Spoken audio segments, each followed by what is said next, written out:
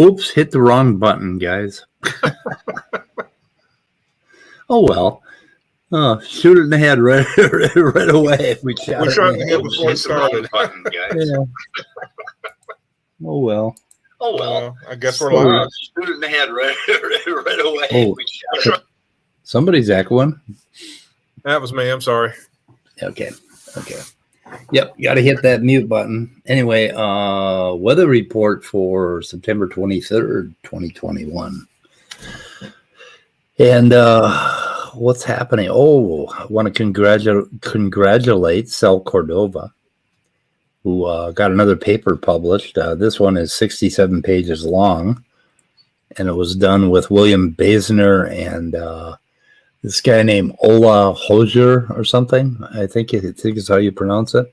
And they're both mathematicians, and of course, Sanford was involved in it. And it's another attempt that they're making to attack Fisher's fundamental theorem, which really is, I don't think, no matter how many times you tell them what the meaning of Fisher's fundamental theorem is, they don't seem to get it, but they keep attacking it. So this one is just filled with about 30 pages of mathematics that we have to wade our way through. But anyway, congratulations to Sal for getting his second paper published in a peer-reviewed journal this year. I think this one was, I can't remember what the name of this one was, but anyway, he did a video last night, and we'll probably review just a couple of real cringy spots. There's a hell of a lot to review with these guys. You know, maybe we probably should have looked at the dill empty thing. But let me try to get ready here. Let's see. So our panel is all having shitty days today, so this is gonna be an uphill battle today, I think. Anyway. Let's see. Yeah, Creation Myths. I don't know if you've seen it. Let's see. He was first author on a real terrible. Yeah, that Ann Gouger. They call him the science first. I don't know. They're working on the Adam and Eve thing, trying to prove that Adam and Eve is feasible, and just a whole lot of math that we got to weed our way through. It was pretty amazing. But so Sal Cordova had Emery Moyna. Dorkoff on. Yeah, I haven't. Has he been putting out any videos? I haven't really looked. He did a talk with Andrew, and they didn't disagree on anything, and they were talking about phylogeny, and he seemed to buy into most, almost all the phylogeny. But he did our kind's reproductive groups. Now, I don't know what the hell his point is here, to tell you the truth. His point apparently was that kinds are reproductive groups, I think, according to the Bible, but I thought it was kind of interesting. Hang on a second. Let me see if I can get this to play. But this guy is going to school to get his master's in biology, I think, which is something you need to know when you listen to it. But I do want to deal, just from reading the context and reading what the scripture says, because after all, the scripture is supposed to be our highest authority as young earth creationists, right? That is supposed to be our authority, what drives and guides us. We're just going to look at the scriptures, and we're going to see what the scriptures have to say, and we're going to see if it matches up with what Dr. Colson and Dr. Schaefer have to say. More importantly, they are also reproductive groupings, and this is where this wonderful book comes into play. I would suggest that Dr. Colson think a little bit more thoroughly about this book before he write any more articles about baraminology and say that the kinds are not reproductive groupings. Because if we flip over to Genesis 6, Genesis 7, the narrative of the flood, we're going to find out that there are some things that happen in Genesis 8 as well. The narrative of the flood. We're going to find out that a few things just don't quite match up with his preferred interpretation. Dannykins. Whatever. I know Holy, He just lost all credibility with me. He just turns into a bloviating. Yep. holy shit. So in other words, Shit. if I want to find out anything scientific, we have to get that Yeah, book because out? obviously it's reproductive because the Bible says they reproduced. Case Oh, closed. friggin' You know. what? Holy shit. No credibility. Yeah. Wow. Yeah. Yep. Yeah, and then he was on Cell's channel over here. Okay. I'm sorry. Is it, to me, Sure. that's getting on the level of fruitcake. Yeah. I'm sorry. That is just sorry, pal. You're a fucking fruitcake. And I'm not gonna today I'm having one of those days where I'm not gonna hold back anything. Yeah, I'm not. Is that okay? Yeah, I'm not Yeah. pulling any punches today myself. I'll tell Yeah. you, this is fucking ridiculous. Some of the shit, like, okay, the Cell Cordova stream, right? So he started about 15 minutes late. Let's see why he. I think this might cover it. Someone really doesn't want this stream to go forward, and so you all pray for this stream. Yes. So let me just give you the goods here. Okay, so backstage when they were having technical issues, they also asked for everybody's prayers to get the stream going. And then let's see, where are we here? Before I go on, let me just can you say a quick prayer, Emery? Because we're Sure. really having some serious issues. Yeah. At this point, I think the more prayer we do have here, the better. Oh Jesus, here we go. Join us. Yeah, and God is gonna answer their prayers, right? Yep, Because these guys that's wrote really a. important. Their technical issues is more important than thousands or billions of children dying every day. So God's going to save them from their technical issues, but God's not going to save the starving children, though. That makes a lot of sense. I think Cell said earlier that that StreamYard always works perfectly, but suddenly, just because he wants to announce his paper to the world, which they think somehow is going to save the world, that the demons got into StreamYard and fucked him up. So, but let's hear the prayer because we want to go full cringe here. There's some dark forces that doesn't want this to come out. So Dark forces, and, demons. Emery, please lead us. Sure. Dear God, our Heavenly Father, I humbly come before you, praising and glorifying you, Lord, for the day you've given to us. Thank you for the opportunity that we have to come together tonight and fellowship. Thank you for Sal getting published in this leading journal. And Lord, I pray that you will just help us to get through the rest of this stream with no further technical issues, and that we will be able to present the truth of your word and what it says about where we came from and where we're going. I pray you'll just keep Sal's computers functional and get them through this stream so that we're able to talk about the things that we need to talk about. And I ask this in the name of your son, Jesus. Amen. Amen. I got to tell the audience, this computer is working fine. I had a private stream going just last week. So just suffice to say, this seems a little creepy. But first, let me acknowledge people individually. Jesus. So this is so we're supposed to trust their peer-reviewed paper after hearing that. Next time I have problems with too many browser tabs open, if you guys could you please pray for me? Could you say a few prayers to see if you can shut down some of my browser tabs? Yeah. I have a special prayer of sanctified clicking that will click on all the browser tabs and close them. Yeah. I had a Python bug earlier this morning, and I prayed that. I prayed on that all morning, and so far I haven't gotten an answer on it. But it's early. I'm pretty sure that when I go back and run it again, the bug will be gone. Pretty damn sure. Anyway, so let's see. What else do we have? There really is nothing else here. Here's his paper. And there's a ton of math in the paper and that we got to work our way through, plow through. Anyway, and he's talking about, the people that he published with, the two mathematicians, I think probably did a lot of the lifting there.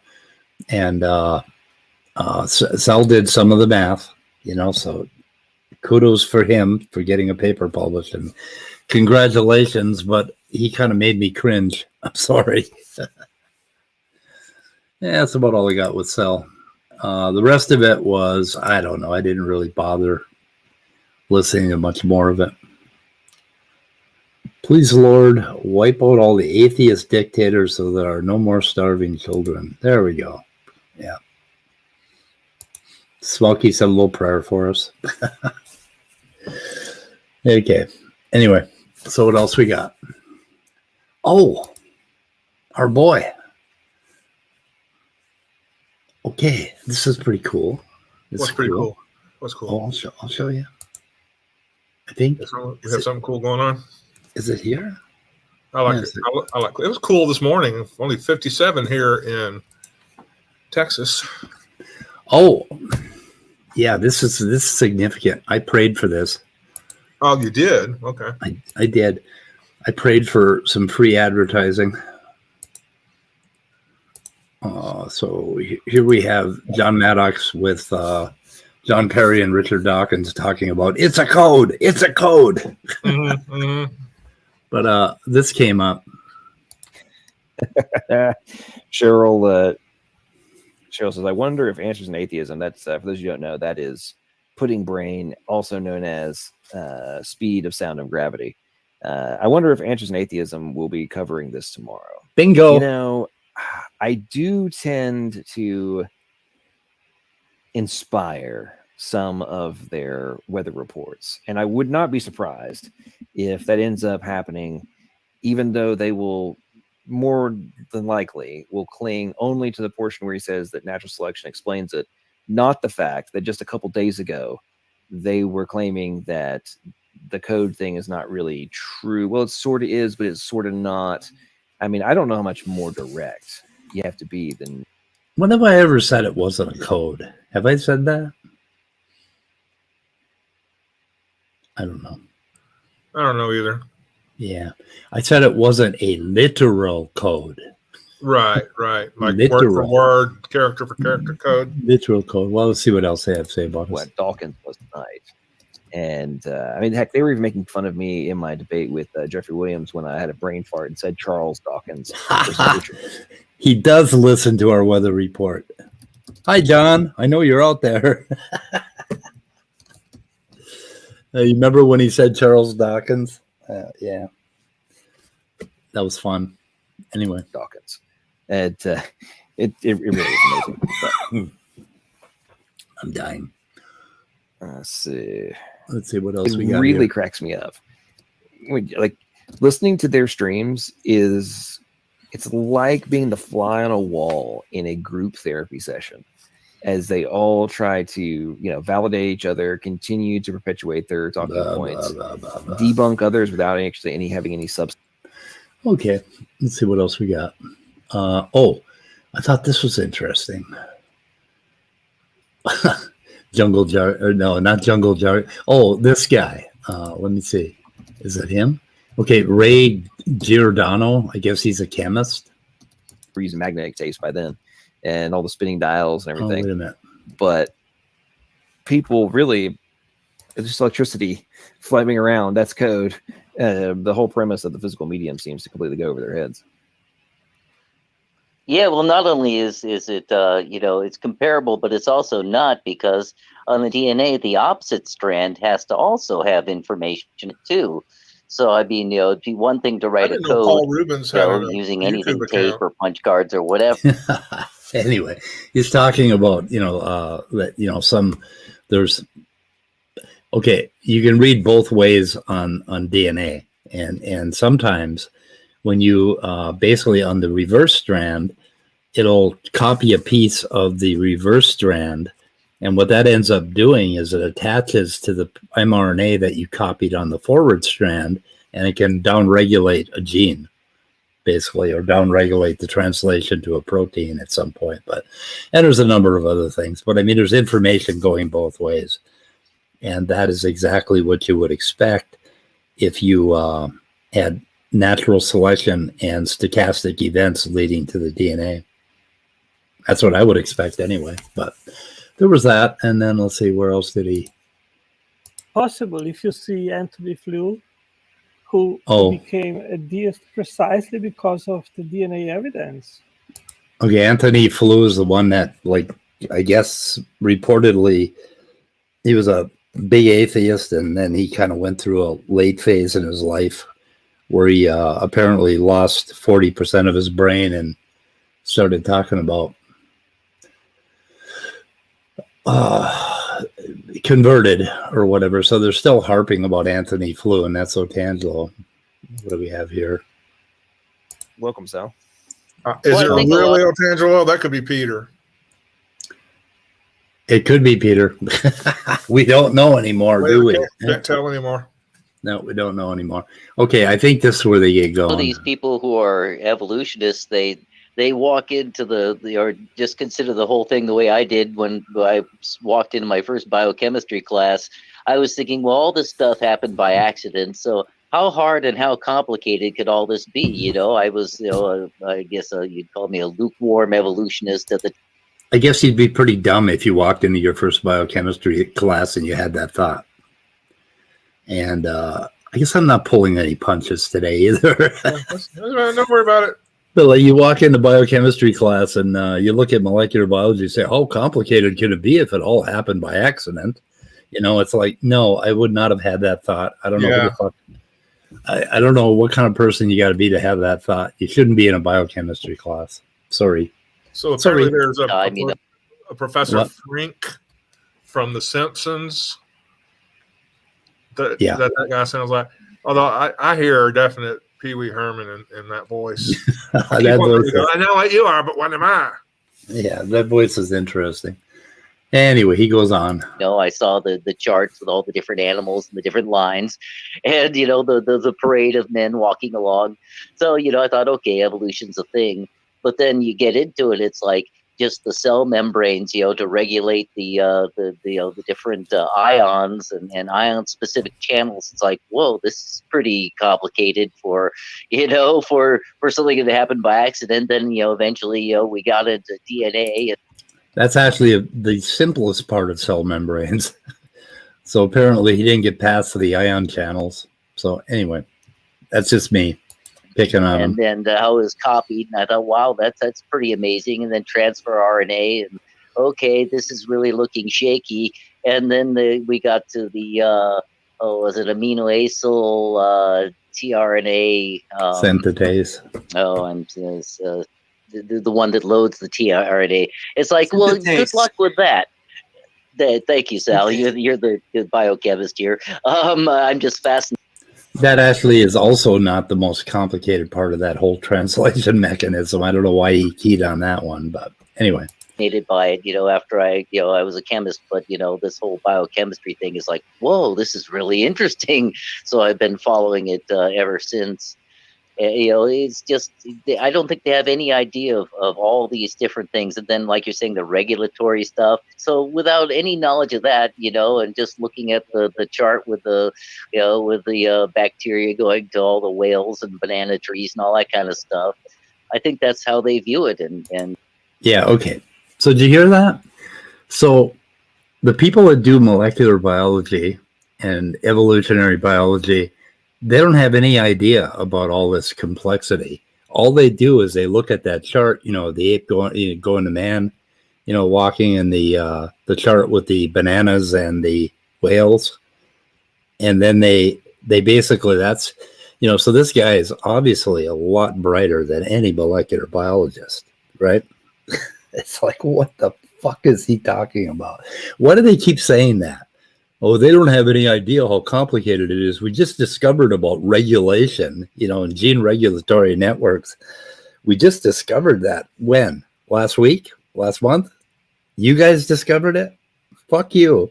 Molecular biologists, people who completely buy into the theory of evolution, are the ones that did all this fucking work, And yeah, they do know that it's complicated. For Christ's sake. What is this? What is wrong with their brains that they can look at the entire world of scientists, the 99% of scientists that are working on evolution, and say, oh, they apparently don't know anything about evolution. or molecular biology. And that's why they think the way they do, because they looked at a chart and they saw a banana and a whale and they said, oh, they're related because there's a line between them. It's like, what is wrong with these fucking people? I mean, don't they ever think? Well, I think help me. They just don't know the field, and they only know what they've been motivated to find out. And so it's I hate to keep repeating that, but it's the Dunning-Kruger thing again, where I know what I know confidently, and let me teach the world now. But I mean, how can they believe that the scientists don't know? I don't get it. I mean, they keep saying that scientists don't have baptized brains. Maybe scientists don't have baptized brains or something. I don't know what the fuck. They think they're different, and science is the out group. Is pretty much, I think, the thinking. They actually think they know more, and then think back to Emery Moyna holding up the Bible saying, here's the word of, this is the foundation of our knowledge, and if it goes against this, then of course it's wrong. And it's like, what the fuck? It's just, oh my God. Oh, and then right here, weenie attack. So I just wanted to point out there's a weenie attack.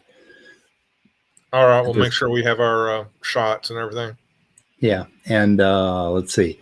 So they were talking about dualism for a while, and Danny's, going on. Danny also tweeted something recently. He said, the creation is how to use this photo argument because that'll really piss the atheists off. So you can kind of tell the only reason he doubles down on the photo argument is because he wants to get under our skin. Because he knows it does. He knows it does. You know how he is. Anyway, so they were talking about something here that... What if in the moment between life and death, because we don't actually know what that is, right? Yeah, we do.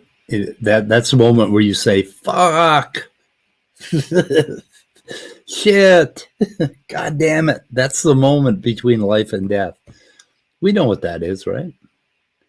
And that's where you go, Rosebud. Yeah. They go out and talk about, okay. So, and then the only other thing in this stream that caught my eye was this. Now, and I got some numbers for you. But on the pale at this point. I mean. Amen.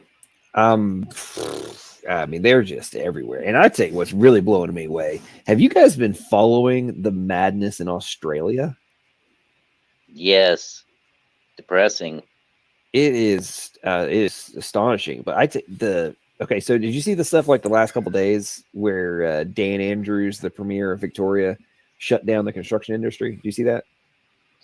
No, I didn't. Okay. Okay. So this has happened in the past 3 days. Okay. Started on Monday. Yep. Okay. So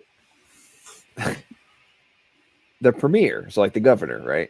He decided to shut down hey, all the construction industry, you're now shut down for the next 2 weeks. Okay. Now, to put this in context, I just learned this today. The construction industry in the state of Victoria is 50% of the GDP for the entire state. Okay. Can you imagine if one industry, number one, was the GDP, 50% of the GDP of a state, right? But number two, the governor just said, you guys are all shut down. Yep. Blah, blah, blah. So they shut it down for COVID, I guess. And then he mentions later on, instead of soy boys, we have pissed off meatheads. Let's just say that this has led to a bunch of really pissed off males. That are not soy boys. Not soy boys. And they're also, not only are they pissed off at the premier, they're really pissed off at the head of their union who sold them out. Yeah, they're really pissed off. So anyway, Australia has had 15,600 deaths from COVID. And Ian, our friend, is somewhat irritated sometimes because he has had to put up with lockdown after lockdown after lockdown.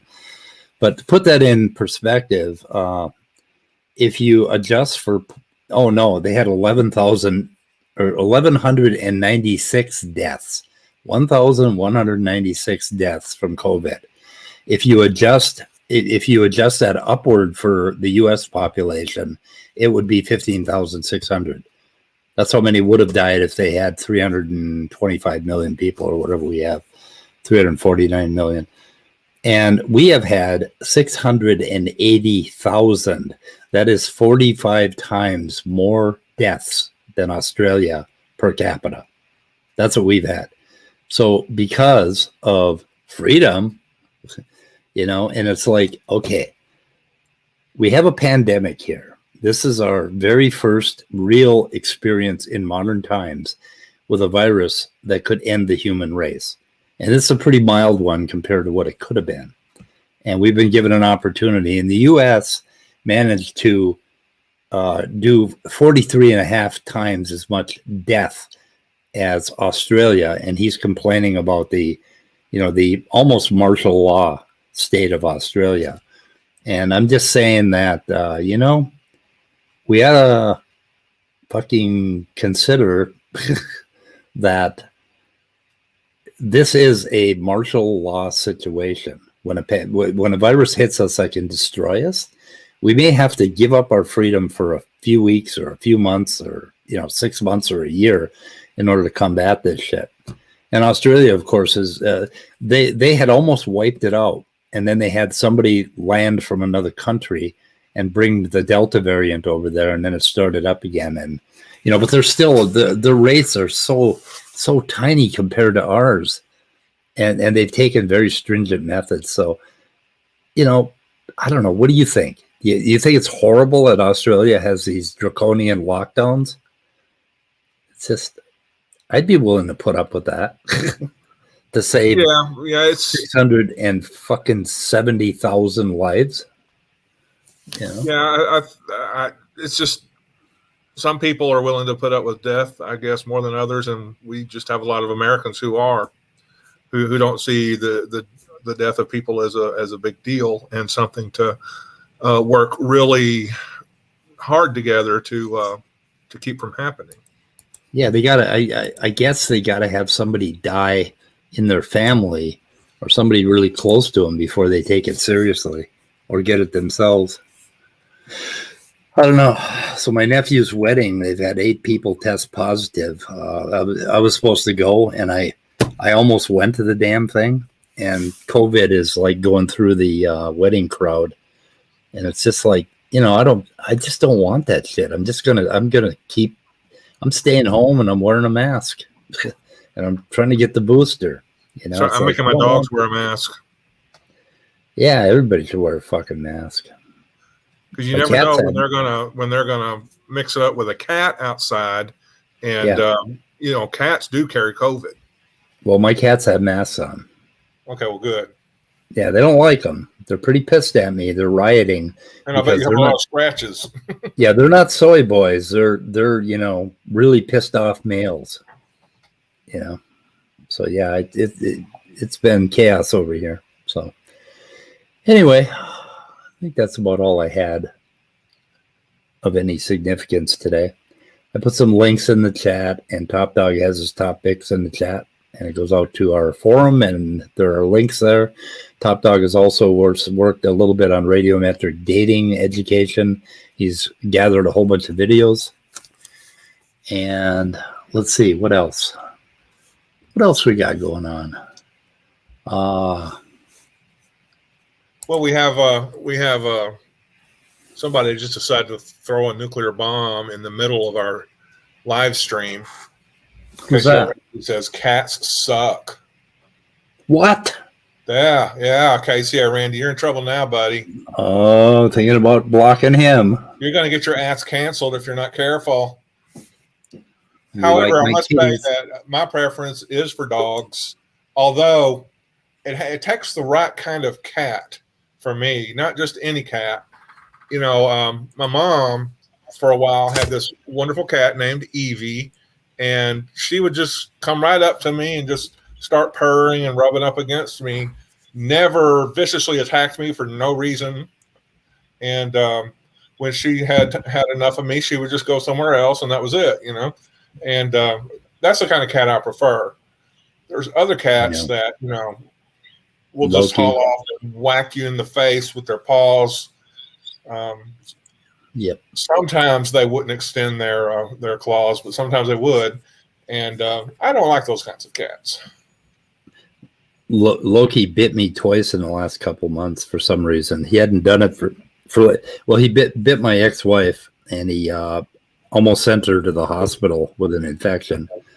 And but then she must have yelled at him so much that he laid off biting people for a year. But a couple of weeks ago, he bit me again, and we had a little bit of a row over that. Loki's kind of an evil kitty, very evil kitty. Am I the only one who has the sweetest cat in the world on this panel then? Well, Evie, Thor I think is the sweetest cat by now. So yes, you have the sweetest cat in the world. No, Thor is the sweetest cat in the world. He'd never consider biting anybody. So Thor is chill. So anyway, Peter's here. Maybe we're tied then. So Andrew, I've been listening. I listened to about a little more than half of your talk with Emery Moyna. Did he not pull the Bible out and tell you that was his source of text?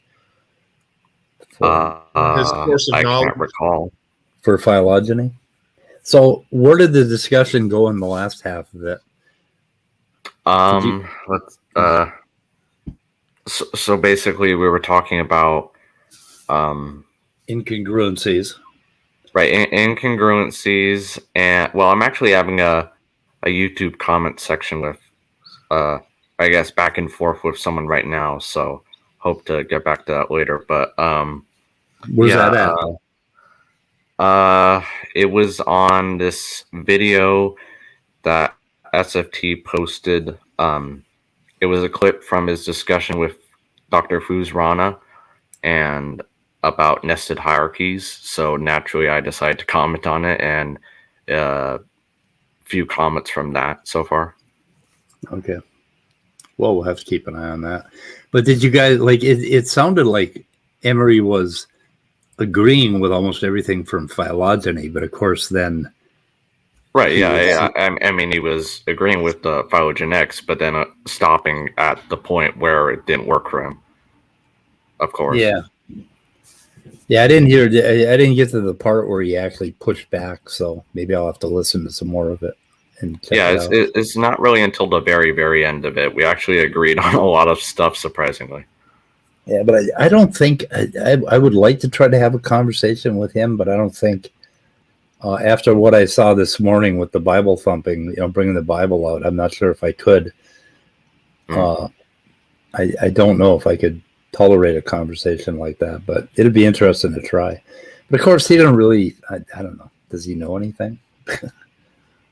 Well, put it this way: he knows more about phylogenetics than almost all the creationists I've seen so far. So really, at least that's something. Oh, so Dr. Dino got 30 days in jail. Yay! Oh, Yep. So Atheist Jr. had a conversation that got taped when Dr. Dino threw somebody out of his cult. That was he premiered yesterday. That was an old one. That one I think premiered 2-3 years ago. His former tech guy recorded that. Now, Peter, you're not trying to do Maddox right now, are you? Well, because you're gonna have to take a little lower and groan a little. So we have here the verdict of the district court of Conecuh County in Alabama. There we go. That's more like it. So he's going to be on probation for a while, because he got 1 year suspended. So they'll probably, placed on 1 year, only 1 year. Gee. Anyway, we'll see if he. So he's actually going to have to go to jail again. Yep. He'll get a new prisoner number that Arn Ra can memorize. That's right. We'll have to have an index of prison numbers for Kent Hovind. Yeah. Do you think it would be like really kind of a douche move to make an entire video devoted to that to annoy SFT? Would that be really kind of hateful? That would be fun. I think not only should that be happening, but SFT should get an invite. Oh yeah, definitely. Invite SFT. He's you mean to that video? Could also invite Otangelo to chime in. We will definitely invite you, Otangelo. I found an interesting link on Otangelo's blog.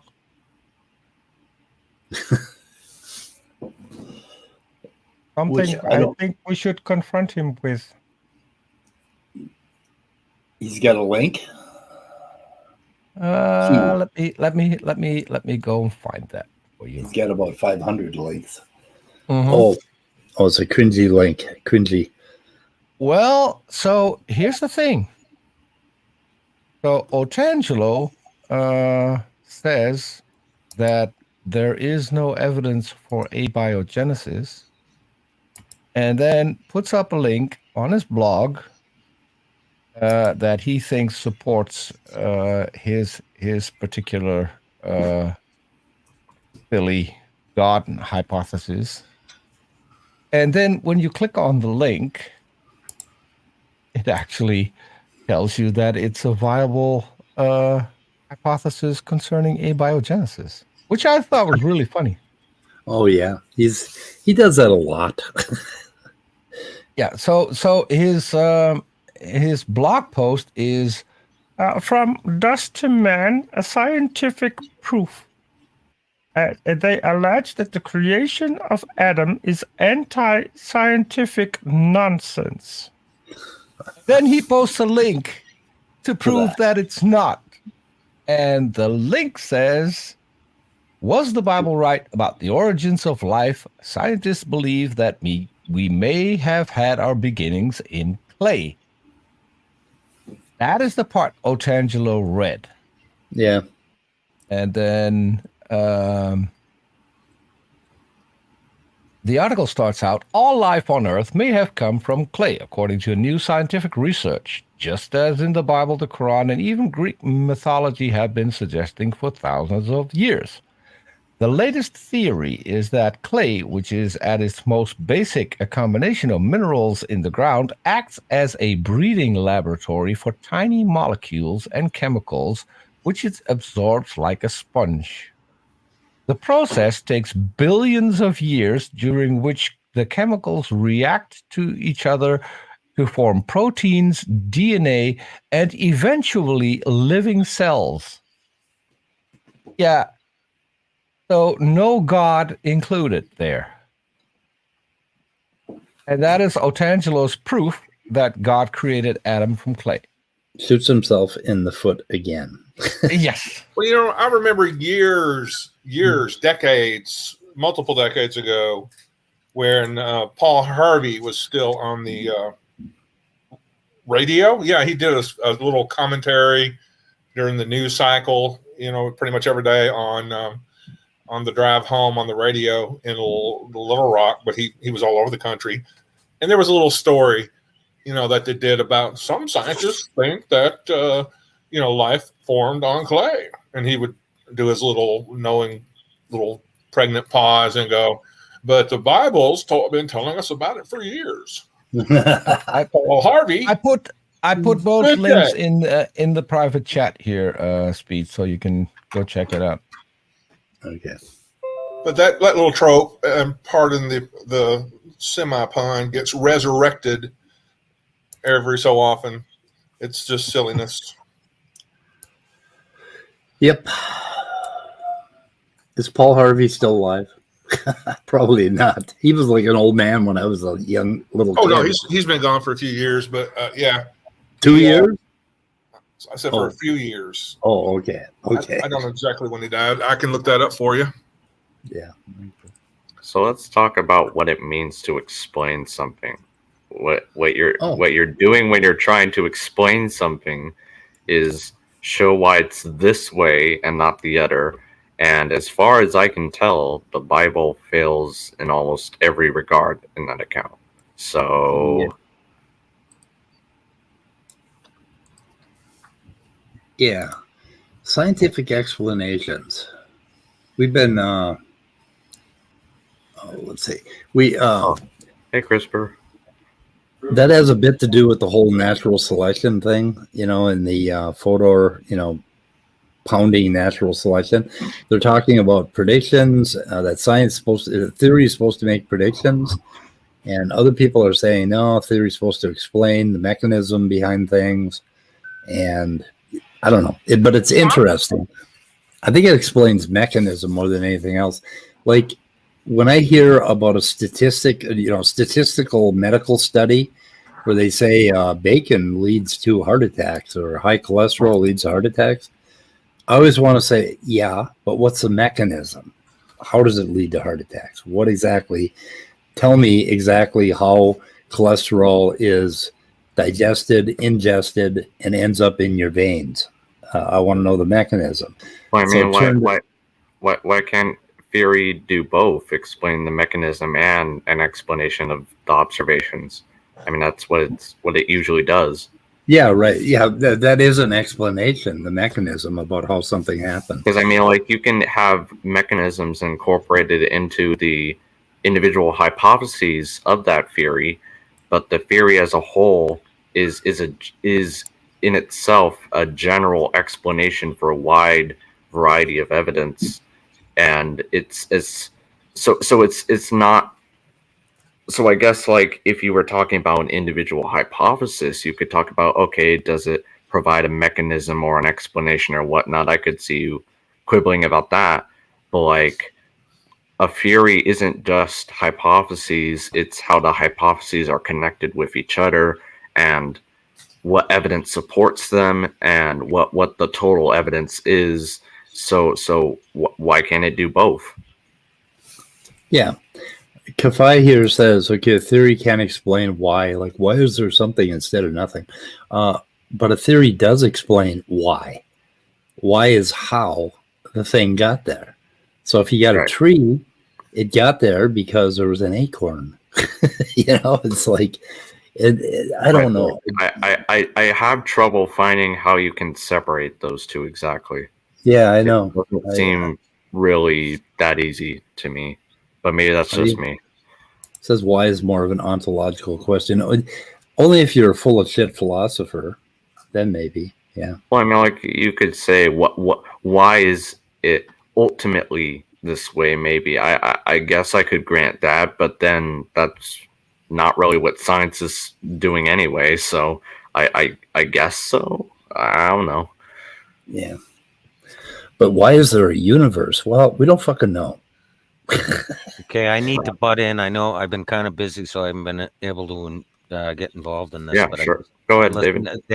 The whole, remember we've talked about this, that whole why is always a ill-formed question, really, right? Because it's always, you revert back to the 2-year-old that says, but why daddy? And the correct answer is because go to bed, right? That's right. But it's usually, usually you revert to the how questions and how these things happened, and usually the why question is always shitty, basically. Yeah. Well, I mean, like you can phrase the why question, why is it X way? You can phrase it as how did it become, or how did it get to be X way? So it can be phrased either way, it seems. Right. But why always implies purpose, right? There's a there's a purpose in it. So, and there's not always not a purpose, or not a purpose, but what am I thinking of? Like intention or intention, cause, or something like that. More, more like that. Like there's somebody behind it causing it. Like there's an intelligence. Someone put it there for a specific goal. Right, exactly. More like that. So you can answer questions like that when you're talking about an agency or something like that. But then when you're not talking, like you're saying, like the tree analogy, when you're talking about that, well, there's no agency there. It's just nature acting in its own natural way, right? So yeah, we're eliminate the why, and fine-tuned. it's more of a how. You eliminate the why question, and it's a how, right? Right. Yeah. We're fine-tuned to look for that, to look for some human intentional causal agency behind things, because right. that's the most important thing to us when we're out in the forest and we hear a branch crackle. Is there a lion that wants to eat us? Is there something? I was just about to give that analogy. I mean, you know, or is there another tribe about to hit us on the head? So I mean, we're always fine tuned to that. And these people, like, it boils down to, why does existence exist? That's like saying, why is reality real? Why is blue blue? You know, it's like, you're not making any goddamn sense. You know, it's like, right. I mean, When you apply why, when you apply why to like the universe or natural things, then it becomes ill-informed or whatever. Right. I mean, like, I wouldn't necessarily say they're invalid questions, but I don't think they're scientific ones. Right. Exactly. Yep. Well, okay, hang on, Leo. Let's take the question: why is the sky blue? Sorry, I read the question that Kafai. I read the question that Kafai wrote. Why did God have to create the world at all? Is not that the absolute basic question? No, Kafai, because what doesn't exist can't create shit. Right. Well, yeah, but let's assume the hypothetical, right? Why did God create the world? I mean, this wasn't my original question. That's Kafafe for distracting, but whatever. Why did God create the world? You went to the sky is blue question, and you put a why in there, and that's an ill-formed question, because it's how did the sky get that way, and you can explain the reason, right? With chemistry and all that, you can explain. Yeah, I was getting to that, Dave. Okay, all right. Well, you didn't. Okay. Sorry. Midnight, stop over talking, please. Let him finish. Yep. So okay, but when you say why, now you're saying there was an intention why it, you know. So whatever. I know I was getting to that, but I got distracted by Peter laughing and commenting on cafes. I was not laughing. Ask your question, Midnight, and then I want to say something real quick. Well, go ahead. You say something really quick, Andrew. Oh, you gave up, Midnight? Okay. I always give up, Speed. It's one way of life. I'm sorry. I'm sorry. Yeah, I was just gonna say I was just thinking I don't think we should push it too far, because there, like, for example, I'll use this as an example. There was once a time when cosmology heck was not even remotely a field. Like, there were steady state ideas, and to ask, where the universe come from, or I should say, how has it evolved over time? Has it always been the same way? Were taken to be meaningless questions, and so of course we now know that they aren't meaningless questions. They're very meaningful. So I think we should always keep in mind that even questions that we think are very useful, we always have to keep an open mind, and that they might be useful later on. You know what I mean? But yes, and to add to that, as I was trying to say, like, even Carl Sagan. Carl Sagan always used to use the example of why is the sky blue when talking about science, right? Like, why is the sky blue? I remember watching a clip saying that these kindergarten and first graders ask all these questions. Why is the sky blue? Why is the moon? Because according to the ancient Greeks, the sky was copper. Really? Wait, really? What's wrong with them? Well, yeah, because the ancient Greeks didn't have a word for blue. Yeah, or at least they didn't use the word for blue in their writings. But that's what's weird is the way different cultures have experienced the world, and it makes me wonder what we're not seeing because our culture is a certain way. I don't know why, but that reminds me how octopuses have blue blood, right? Because of copper-based hemoglobin, not iron. Yeah. Right. I don't know. That makes me blue. So they're literally blue blood. They're literally royalty. Yeah. I don't know if it's like blue blood. It might be like bluish green blood. I'm not. No, I know. Sure. I was making a joke about the whole blue blood. Sorry. Whatever. But the question of why is the sky blue is scientific, not philosophical. Yeah, I guess it depends on the context or scale at which the question is being asked. Well, I mean, as I said, I referenced Carl Sagan, right? Did you ever see the clip when he's talking about he's talking about spending time with kindergarten and first graders versus spending time with like 12th graders. The kindergarten and first graders ask all these questions that on the surface just seem like, oh well, the sky. Why is the sky blue? And then, you know what I mean? Like I could go find the clip if you want, and I could just send it to you. No, I've seen a similar clip from Neil deGrasse Tyson too, so I think I know what you're talking about. Yeah, sorry, I can't really speak well at all, ever. Yeah, that's okay. Yeah, I see your point. Yeah, I think it's a good one. Well, thank you. I know it's a good one because I am pretty awesome. Unlike, I'm pretty awesome. Just don't listen to Peter because he always makes these jokes. Yeah, I've got a question. Why is midnight white? Yeah. Good question. It's because I have a mutation in my alleles. Are you happy? That's but is it a mutation or an improvement? I got a good question. Why is midnight so ugly? Before you get too down on midnight, his point is correct, of course. I am not going to go down on midnight. You can go down on midnight. I am not. Okay, stop. Let's go. You missed out a certain word there. But anyway, look, there are two types of basic explanation, aren't there? There's an explanation for, well, let's just say an example for me here is a man is running down the road. And there are two ways of explanation that you can give for this.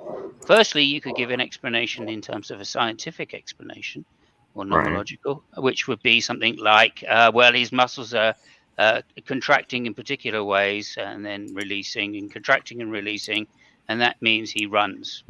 Okay? Or you can give what's called an axiological explanation or intentional explanation to say something like he is running down the road to catch a bus. Right? And those are the two differences. And both are how and why questions. So how and why is just a very bad way of really trying to decide what is scientific or not scientific. Yeah, that's a good point. Okay, so that's all I wanted to say there. Yeah. Scientific explanations are nomologicals. They tend to be bottom-up answers. And, of course, intentional axiological answers tend to be top-down. Yep. Thank you for explaining that better than I could. That's okay. So, yeah. And as a theory, a theory gets misused in the sciences as well as outside the sciences. Yep. So it's just, trying to define what a theory is. You're always going to run into the problem of it being polysemous. And therefore, it's best just to say this is a theory. By theory, I mean X. I like Thank you. Go ahead, Midnight. No, I just wanted to say I'm trying to remember the way Jared put it. How the hell did he put it? The theory is the law, and the law. I don't know. I need to ask him again how he put it. Yeah, I don't remember that. Yeah, because he put it as Jared put it a certain way. Yeah, I was just gonna say I like to think of a scientific theory as kind of a what's the word for it? Not a carpet, but like this big interwoven kind of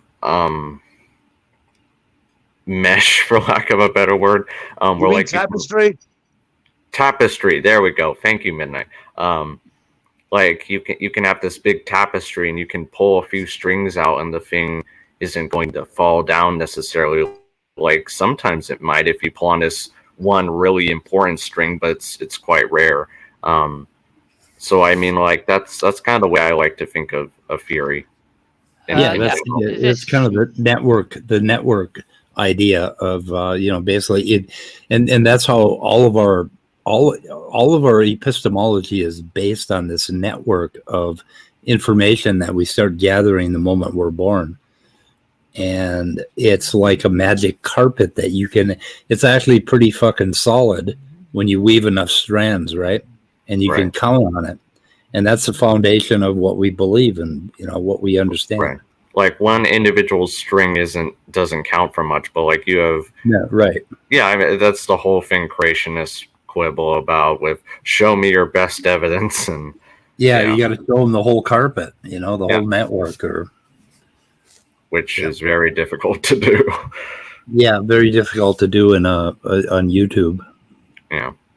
Were you going to say something, Simus? Yeah. Oh, well, I mean, it's just, there are the classic examples of misuse of the word I like to use. Well, there's two.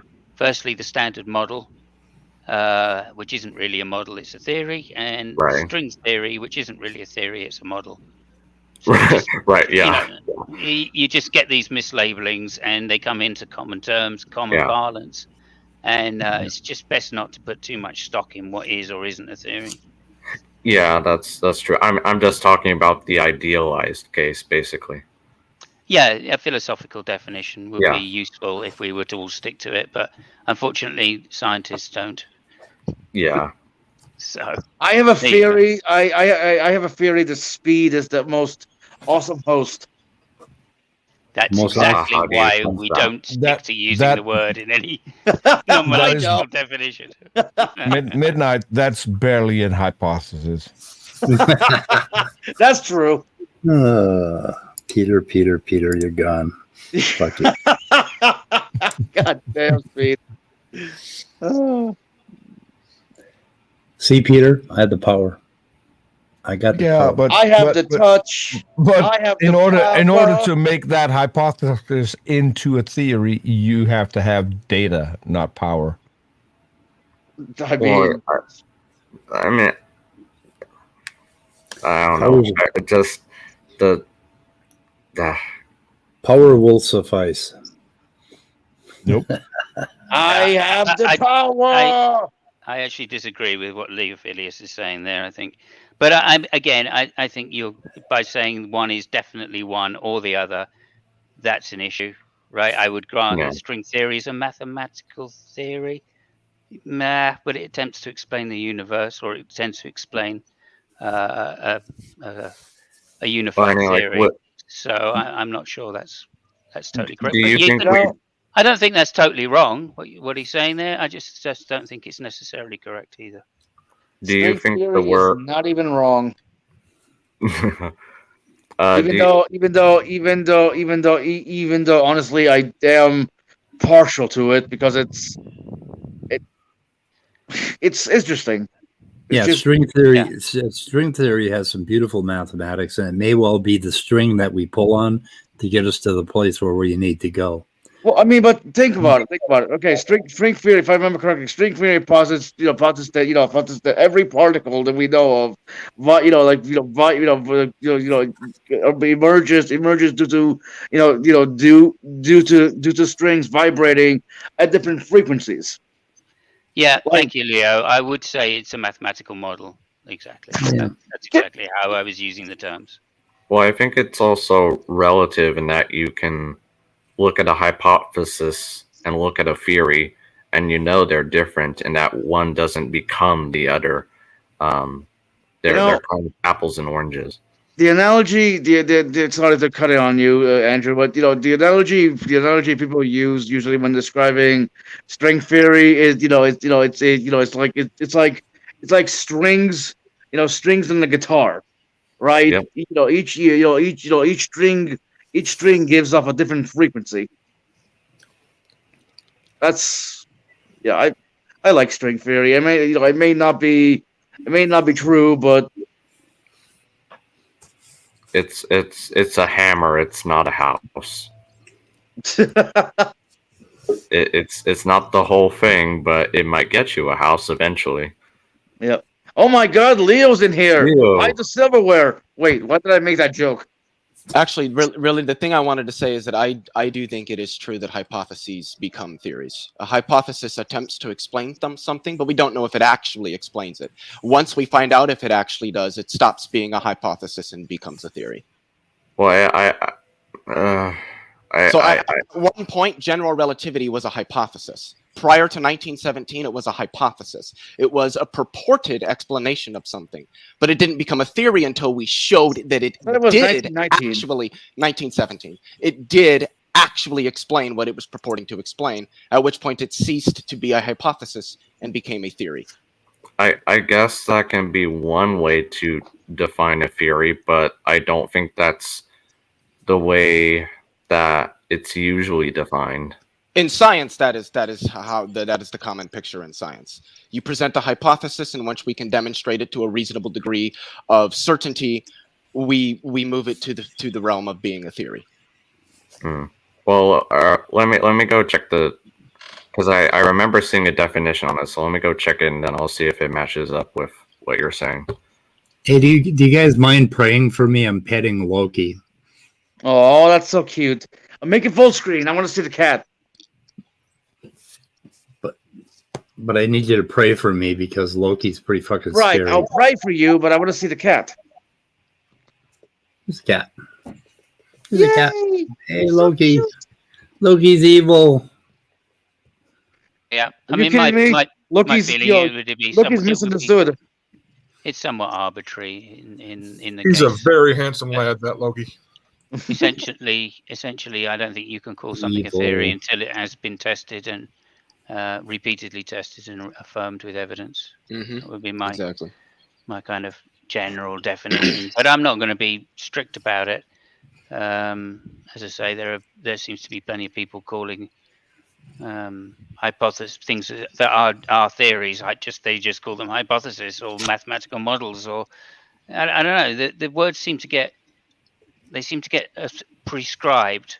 The word seems to get prescribed before all of the data is in, and that seems to be a bit of a problem. Yes, Raw, I was referring to M theory in particular when I was thinking about it actually being a theory rather than string theory, but of course M theory is a version. So good old Murray Gelmond, I think he's amazing. What do you think of Robert Greene? Who's Robert Greene? No, sorry, Brian Greene. I got my Brian's confused. My Greene's confused. Brian Greene. Yeah, I love the physicist Brian Greene. Yeah. Yes, physicist Brian Greene. Yeah, he's all right. I got Brian. Robert Greene is someone else. I think I like him because I don't think he over sensationalizes aspects of science we're pretty sure are already false, like Michio Kaku does. Is Brian Greene the one with Robert Ince on the Infinite Monkey Cage? What? No, I don't think he is. I think that's what's his name? The guy that did our solar system one. I can't remember what it's called. HB. Brian Cox. Yeah. Brian Cox. Okay, thanks. Yeah. Andrew. Whenever there's an opening, I want to share my screen to respond to what Leo said. Okay. There was wasn't there a Greene involved in string theory? It was Greene and who else? Yeah, that is Brian Greene. That's Brian Greene. Oh, okay. Yeah, and you go and check out what he's doing on YouTube. He has a podcast, which are really great, where he just sits and answers questions for an hour or two. It's very interesting. Yeah, if you narrow that window, Andrew, I am sad. If you narrow that window horizontally, you'll end up making it bigger overall. How do I do that? You should be able to drag from the left and narrow the window. Is that a browser tab or what is that? It's a Chrome tab. Okay, so you should be able to narrow the Chrome window. Like if you put your mouse over on the left-hand side, you should get a double arrow and you should be able to narrow it. Why do I have to teach kids how to use fucking electronic devices? Because you're a boomer. Like I had to teach some kids the other day how to use a cell phone. Like how to use a cell phone to do talkie stuff, like where you call somebody and you talk to them, because they didn't get it. They didn't understand. They thought they had to type like letters on their little keyboard. They didn't know that you could actually type numbers on that keyboard and actually get me on the phone so you could actually hear my voice. I had to explain this. If you have them in your contacts, all you have to do is tell your phone, call speed or call midnight or whatever. Yeah. And they didn't know how to do that. They kept texting instead. Oh, well, I was thinking that they were so used to using voice to call their contacts that they didn't know how to use a keypad. I don't guess they have to do things where you enter numbers in a keypad to get a certain response, like when you're ordering medicine. Go ahead, Andrew. So this is the part I wanted to talk about. So this is the Understanding Science site at berkeley.edu, and I've seen. What source is this, by the way? The Understanding Science. Where does this? Oh, so this comes from the UC Berkeley. Okay. Yeah, and I've seen similar definitions at the American Association of Sciences. I forget what the acronym stands for, but this is the part I wanted to read. So according to them, if evidence supports a hypothesis is upgraded to a theory, the theory then garners even more support, becomes a law. And the correction is that hypotheses cannot become theories and theories cannot become laws. Hypotheses, theories, and laws are all scientific explanations, but they differ in breadth, not in level of support. Theories apply to a broader range of phenomena than do hypotheses. The term law is used to refer to an idea about how observable phenomena are related. And over here you can see theories, they integrate and generalize many hypotheses. So that's what I was talking about. So I kind of put it in the description. No, the link is already in the description. It's at the very end. All right, thank you. Sorry to interrupt you. Yeah. So I kind of take issue with the idea that once a hypothesis, like they say, garners enough support, it becomes a theory. I don't think they're the same thing. Or that I don't think hypotheses and theories are the same thing either. I just disagree with what they're saying. I think they're overgeneralizing what they actually are, because I can assure you hypotheses definitely become theories. We might incorporate many hypotheses into a theory, but they still essentially get upgraded. They're probably just overgeneralizing because a lot of those Berkeley, they're phenomenal and I love them, but they are tailored to like middle schoolers and high schoolers, so they aren't going to contain the nuances. But I think generally speaking, yes, hypotheses do become theories. Whether a single hypothesis becomes a single theory or many hypotheses are incorporated into a theory, I still think that qualifies as a hypothesis becoming a theory. I disagree. They can become theories. They do not become theories. I don't know what that means. It means that not all hypotheses become theories. Of course not. They only become theories once we have verified the explanations that they give. Which is why I said hypotheses do not become theories. They can become theories, which is different. That's literally what I said. That's literally more accurate. Yeah, so Leo, are you saying? I don't. Are you saying an individual hypothesis becomes an individual theory, or not necessarily? I'm kind of confused with the claim. It could become either. You could have a hypothesis like general relativity that becomes a singular theory like general relativity, or you could have a hypothesis that once verified is incorporated into another theory, like aspects of evolutionary theory. Once they were verified, we incorporated them into the broader explicative model that is evolutionary theory, which to me is still an upgrade. It's being upgraded from a hypothetical to theoretical. Like it's no longer we think this could be an explanation. We now know this is an explanation. That's by all rights an upgrade. Well, but I also disagree that science doesn't prove things. I think I'm with Drace on this. I definitely think it does. So I just think it's a matter of pedagogical accuracy.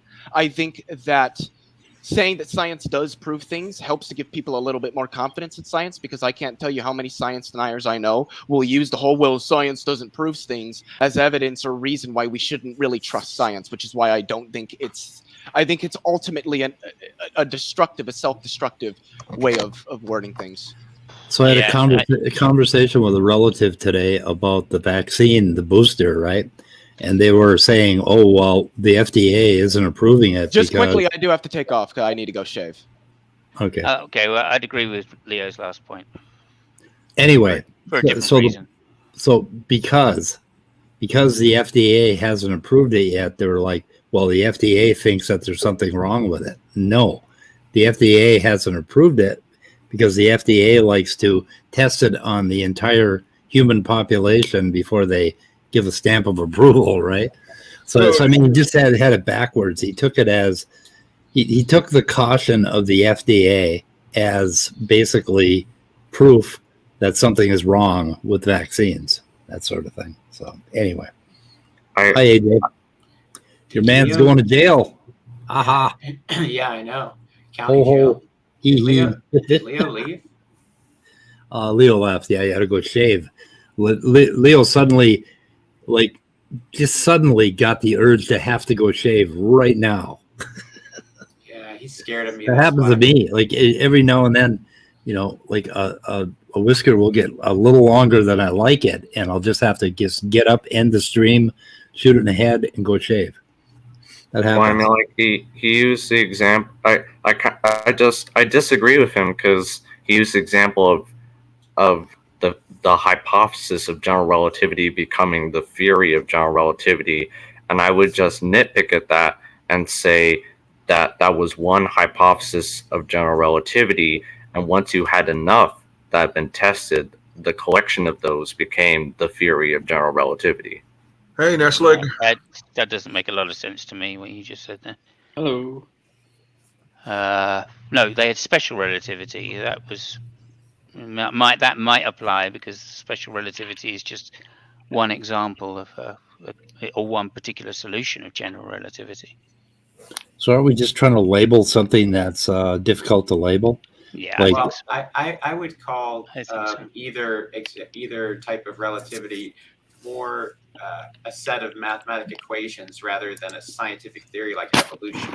Although, I mean, I could be wrong, but I mean, Einstein wrote out and he solved the equations of general relativity. But I don't really think you have equations for evolution or natural selection.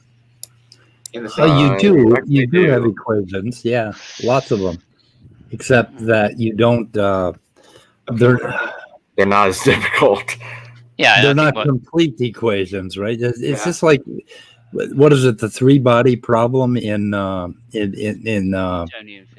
cosmology or astronomy, where when you get three bodies, all of a sudden we can't really predict exactly what's happening, right? Well, I mean, like even in general relativity, you have what's called the two-body problem, which is basically if you have you can very accurately approximate the conditions of what's going on around a really massive object orbited by a slightly less massive one, or even a really less massive one. But it's actually very difficult to, as far as I'm aware, to model what happens to the space-time around two massive objects of roughly the same energy. Right. Hey, I'll be right back, guys. I got to step away for 2 minutes. You're on your own. Oh no! Speed's going to shave. Yeah, he's going to go shave that. That whisker he was talking about was not hypothetical. Well, I've got to say, I'm also tempted because as soon as Leo said that, I went, "Oh yeah, I need a shave." Yeah, my whiskers are getting uneven. I'm not afraid to admit. Yes, like what's new? You popped in. Did you have anything you wanted to contribute? I'm just listening for now, but I also recently saw that Kent Hovind is going to jail probably again. So I don't know why. What did he do this time? Domestic violence. Domestic violence. All right. I did see. Yes. the victim is Lincoln. Is it a coincidence that are they actually related to Abraham Lincoln? Or nobody knows that? No, she's not related to Abraham Lincoln. Well, I'm sure she is, but I mean, only in some weird mathematical sense. Well, why? Going back far enough, everybody's related to him. Yeah. According to the bulletintime.com, Cindy Lincoln is his spiritual wife / ex-girlfriend. Right. I thought that was... That's odd. Is that a legal term, spiritual wife? I have no clue what it is Alabama. So yeah. Well, it's spelled spiritual or spiritual. I feel like really we should just say ex-wife, but the situation is complicated because Kent Hovind legally married and had a legal divorce from his first wife, and then with Mary Toko, the marriage weren't married. What is it? A marriage covenant, and then she sort of just ditched Kent, and they didn't really have an official thing, and then him and Cindy got together. So it's really kind of a gray area, but I think it's easier to just say the last two times, both of those weren't marriages. Yeah. Those were just they were married in Dinosaur Adventureland by befriended priest. By dinosaurs. But so neither of those were legal marriages.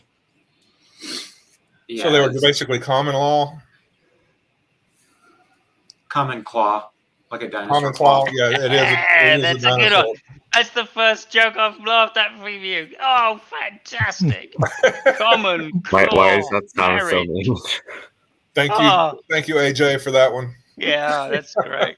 That's great. I told Peter a joke that he liked the other day when we were in the offline chat of Dr. Josh. Okay. Hey, go ahead. I mean, we are talking about Peter here, but go ahead. Real quick, Simon, before Peter goes ahead. Yeah. I was just worried. What's your whisker situation? Do you need to run off for a quick shave? No, I have a. I'm very modern tech, so I have one of these. And Nestle, how are you for a shave? So basically, he doesn't need to whisk off. Oh. I had to check my chili to see how it's doing. The chili is doing pretty good. That's one way to get that's most likely a euphemism, but I'm not going to ask what. Check my chili outside speed. It's pretty chilly. Yeah, it's going to be very chilly in here today. Peter, do you remember the Otangelo joke that I told you? Come on, do you want to repeat it for us? So before we went live, we had so much fun with talking with Dr. Josh and doing impersonations. I literally don't recall everything of it. It was far too much fun. Oh, okay. Anyway. Can you do please like a skit, but like Otangelo talking to Kent Hovind, and they are just talking nonsense to each other. We could actually do that. So AJ does a pretty good Kent Hovind. And can you explain to me why you are going to prison? Well, it's because I like to slam my wife. Come on and slam if you want to jam. Hold it. Well, I have been on video. I have been on video, pretty much saying that I would kill my daughter. So I think you shouldn't go to prison for just a body slam when I can just kill my daughter. Right. As long as the violence is against a woman, I'm okay with it. Okay. Can we just drop this? Because it's not going to be very funny in the long run. Let me just say that. I just want to let YouTube know what is funny. Germania is here, and Germania said, "I'm going to do a stream later yesterday," and so that was an awesome stream. I don't remember saying that. Yeah, I do remember you saying that because you said that in the chat, so that was recorded as well. Well, I feel like now that Germania is here, I've built up the the anticipation for my Otangelo joke too much, but now that he's here, I think I can say it. And all it was just like, it's like, okay, the concept is Otangelo is like really he's confused about like what country he's from, and he's running around saying, "Am I Finnish? Am I Finnish? Am I Finnish?" Yeah, that was it. Yeah. Yeah. And I told Peter I transferred ownership of the joke to him because he said I'm going to use that one. It's now your IP, Peter. Yeah. I was going to contact Germania about that because I think that we should use that definitely. Yeah. There was like I also want to tell something there was like a while back when Otangelo was talking to Leo on this channel, and Otangelo was like, let me finish, and then Leo backs off, and then only a few seconds of silence, and then all right, I'm finished. It's like, do you remember an episode of South Park where you have like I think it was Kyle's mom talking to a Canadian, and the Canadian was like, let me finish, and then all right, I'm finished. Yeah, I was just thinking of that right now. Yeah, that's what I also reminded of that. It was the Canadian Prime Minister, and he's like, "Can I finish? Please, can I finish?" They're on a talk show, and he's like, "Okay, I'm finished." Want to see something really scary? Talk, Nestle. Camera. Hello. That's really scary. You're like a demon in the mist, screaming at me. Can I? I'm a Sith Lord. It's actually Arn Ra. Yeah. Can I share my screen speed? Hey, I don't remember saying I Can was you? stream last night. May I? You may. Peter, are you sure that I said that?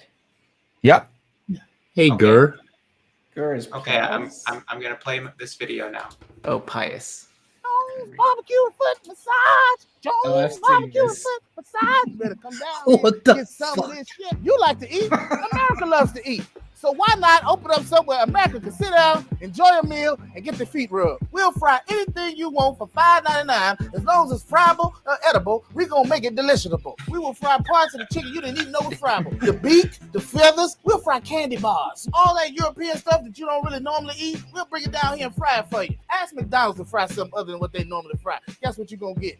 Nothing. If it fit through the dough, I'll put it in the fryer. Hell, this is a dinosaur. All our meats are gently tenderized to their optimum deliciousness. We got fine dinosaur meat.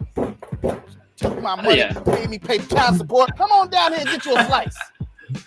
Once they get your social security number, it's over. Motivated. So friends, let's just decide you don't want no barbecue. Well, that's fine too. Why not let one of my foot specialists or myself perform our magic? Look at that.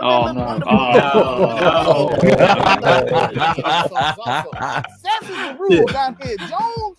Good ass barbecue and foot massage. Go ahead and give me a call and find us on the worldwide internets at the new website. That's Did he say delishable? He Yeah, said delishable. delishable. Yeah. Yeah, my favorite part is when he's talking about paying Oh, child hello. support. Hello. Yeah. Proof that they'll let anybody in this joint. Anybody. A wild Danny has appeared. Yeah. Sorry. If they let him in, I thought you said wine. By the way, Danny, I really enjoyed your conversation with Jackson Wheat on Twitter. Why did you enjoy it?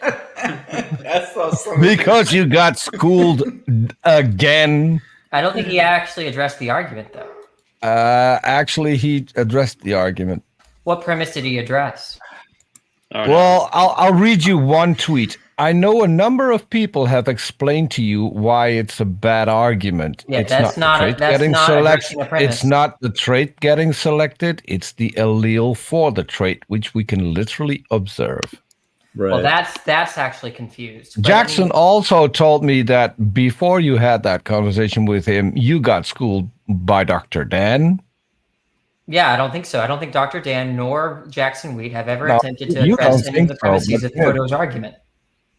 The fact that you don't think so says enough. Well, you can't substantiate your claim, right? What premise have they addressed? Are you familiar with the argument, or are you just guessing that they've addressed it? I'm just sitting on the sideline enjoying you being debunked what premise does it make sense, over and over and over again. What premise doesn't make sense, Speed?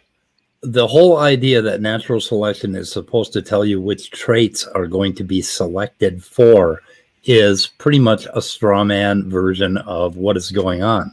Natural selection it's like one part of a huge theory. Okay, that's very interrelated. And without natural selection, the whole fucking theory would fall apart. But then you could say that about a number of other parts of that theory, right? But the whole thing kind of meshes together. And at every point, natural selection is a very important element of that theory. And there's three kinds of selection: neutral, negative, and positive, basically. And they all play into it. But you have to add genetics. You have to add some sort of, like in one of the sources that you listed, there was a whole write-up about sources. I don't know. It was about what natural selection is. You mentioned some biologists that came up with a couple of different versions of natural selection. You mean Dr. Dan's version of natural selection? No. There was a paper that you linked that had 3 or 4 different versions of natural selection, but in all of them, I think there was duplication and variation, and all of those things are part of it. None of this pertains to what you're doing is you're taking one little tiny phrase out of a whole theory, a whole complex theory that's very interwoven, and trying to attack that one particular thing because it doesn't do all the other things. I got a question. Did you run the example you told me about yesterday? Did you run that by Danny? I just want. What do you think the first premise is in Fodor's argument? Speed, or the second? I don't fucking don't know. You don't really know the argument. Well, it seems. Well, fucking list them for us. You must have them handy, right? Show your screen. First premise is that extensional explanation and causation only occur in extensional context. Is that disputable? Can you explain it like in a way that actually makes fucking sense, Danny? Look, if I was stop using this overly complicated language and just tell us what it is. Look, if a theoretical physicist, were trying to explain to you some complicated physics theory, write it out. Write it out, Danny. Write it out for us, Danny. Don't lecture. Excuse me, sir. I was talking. Not anymore, y'all. No, don't do that. No. Wait, I want Is he finished? Is he finished? He's finished. Hear where Atheist Junior was going with that.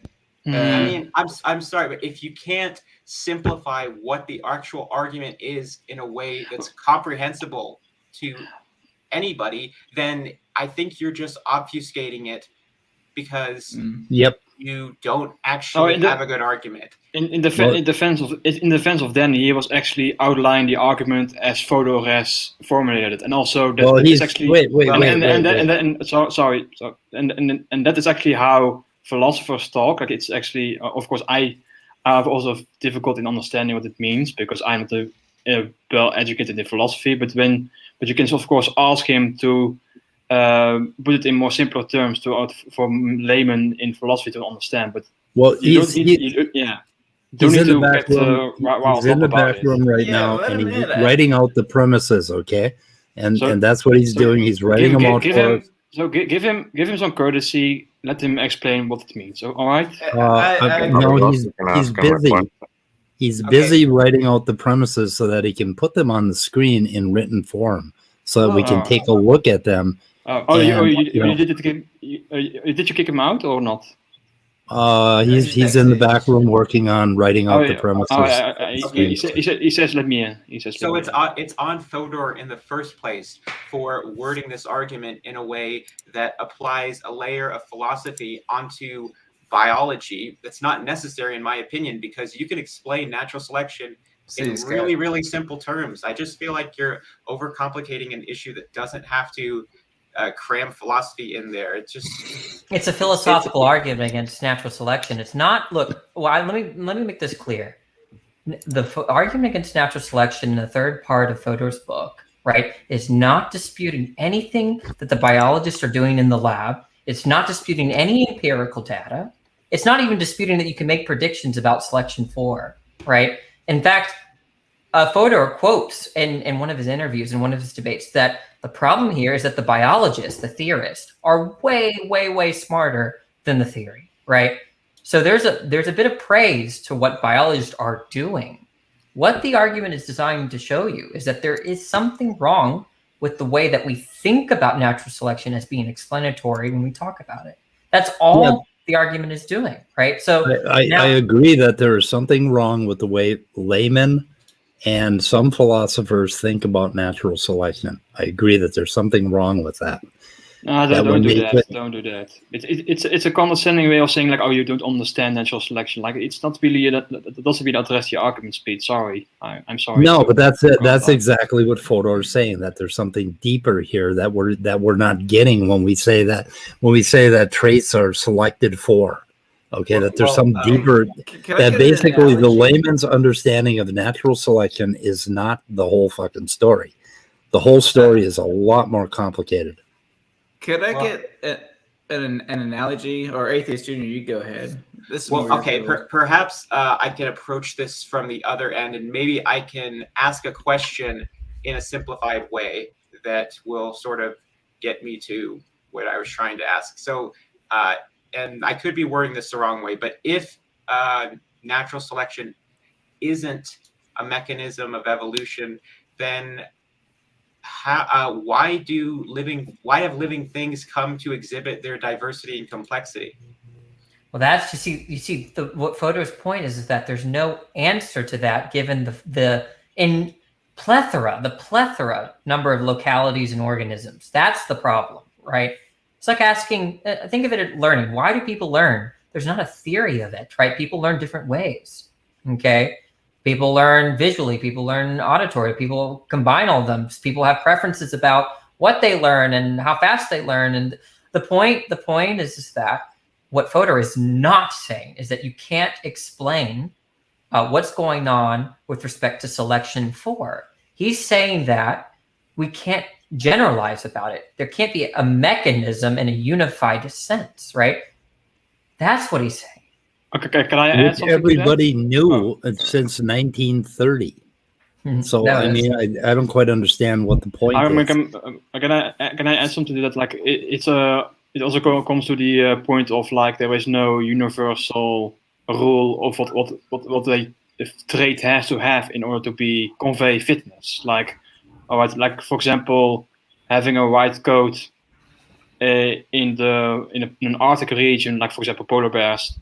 That is fitness to them, but in another context, it may not be conveying fitness. And if you go to all different life forms, there is no universal rule that says this trait conveys a fitness advantage to an organism. And that is why, and that's basically the point of the argument, that you cannot say, like natural selection by itself cannot explain which trait is being selected for or against or whatever. Yeah, Peter made a good joke about this actually.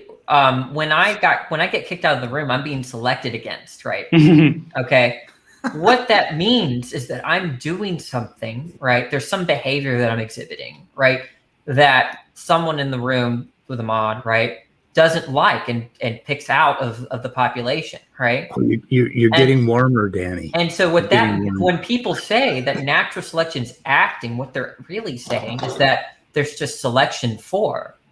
That's all. That's what's being said in our language when we say, oh yeah, natural selection is doing something. I think that just means that, hey, their traits, certain phenotypic traits are ones in which are causally relevant to fitness. And if that's what natural selection means, then you're really not giving an explanation for differential reproductive success. Well, isn't there also purifying selection? Yeah, the selection against. Yeah, it's all the same problem. It's all drift is different. Drift, there is no selection for in drift. There's selection of. Right, there isn't.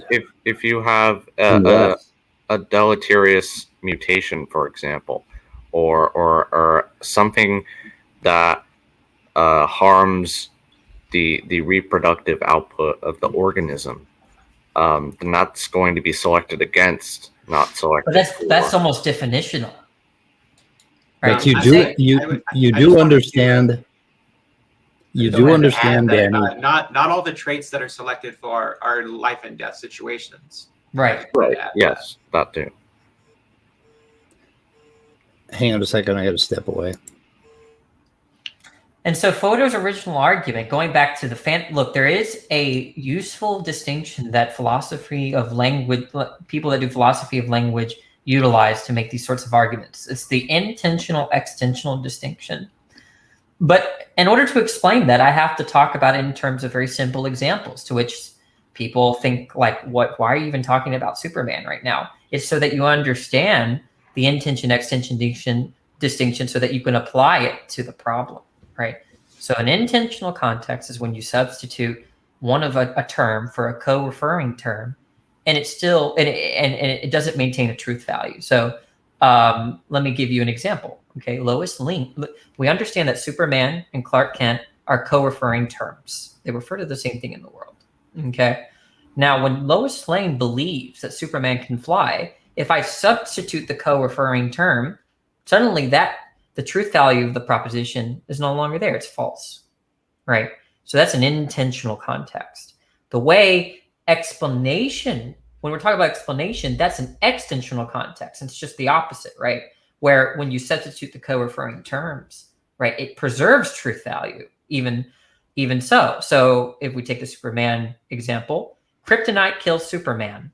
Well, if Superman and Clark Kent are co-referring terms, right, then it will also be true that kryptonite kills Clark Kent. Okay? That's the way causation works, right? If A causes B, right, all the properties of B are going to be explained by A. But the problem with natural selection is that when you look at co-referring terms, now Fodor uses this example, okay, on the assumption that the noises of our hearts are not a kind of trait which is causally relevant to our fitness at this current moment, right? So the heart, Atheist Junior heart has a heart. It's the heart that pumps blood. Now that's co-referring with the heart that Atheist Junior has that makes noises. So same with the Superman and Clark Kent, right? Those are co-referring, right? The heart that pumps blood is the same heart as the heart that makes noises in your body. Okay. But so when you apply natural selection and posit it as a kind of a cause, right, it's only going to apply to one and not the other. Okay. And the only way that you could say that it applied to one and not have a problem is that if there is a law of selection dictating that for every time you see pumping noises, that will always be selected for. But that's not the case. Fodor and what I just depicted Fodor as saying a few minutes ago. There are too many localities, right? There could be environments in which pumping mechanisms are selected against or not selected at all, or the noises of the heart are being selected for. Yeah, that's not the same as the Lois Lane example, though, is it? Because in the Lois Lane example, the trait was the same trait when you substituted the term. Yeah, the heart that makes noises and the heart that pumps blood are the same. That's the same heart. Yeah, it's the same heart, okay, but it's not the same trait. In the Lois Lane example, flying was the trait that Lois Lane misunderstood, right? She didn't misunderstand anything, right? Whereas in your example of the heart, the substitution of the analogy is with Clark Kent and Superman, not with Lois Lane. No, I think because of course, hang on. Because of course, in real life. In the example you're giving with Superman, of course, Clark Kent can fly. It's just that Lois Lane doesn't understand that. So there's a slight misanalogy there, I think. Can you go over the I don't see how it's what's disanalogous to what? The idea is that you agree that it doesn't matter. You agree that Superman and Clark Kent are co-referring terms, right? They refer to the same object. Okay. Yeah. Now you agree that in the story that Lois Lane believes that Oh, for fuck's sake, Danny! Can you do the intentional example using the heart? I did. Instead of Lois Lane and Superman. That has nothing to do with biology. He did. I think he was using the Superman Clark Kent thing as a No, state it in terms of a biological statement that you have a problem with that has to do with the heart thumping and whatever. Make the statement the same statement as Lois Lane believes Superman can fly. Yeah, so he literally just did that. Natural selection acts on the heart.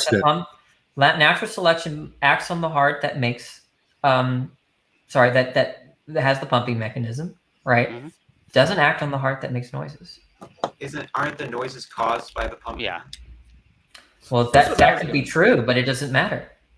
But it does act on the heart that makes noises. I thought the trait with the Superman example was a weakness to kryptonite that both of them share. The idea is that if kryptonite kills some person, and there's another kind of representation or term that could substitute, given that original term and that other term are the same, then you should be able to substitute it, no problem, given the way that causality works, right? I think I used if object A causes object B, all the properties of object B are going to be explained by object A, right? Well, but so go ahead.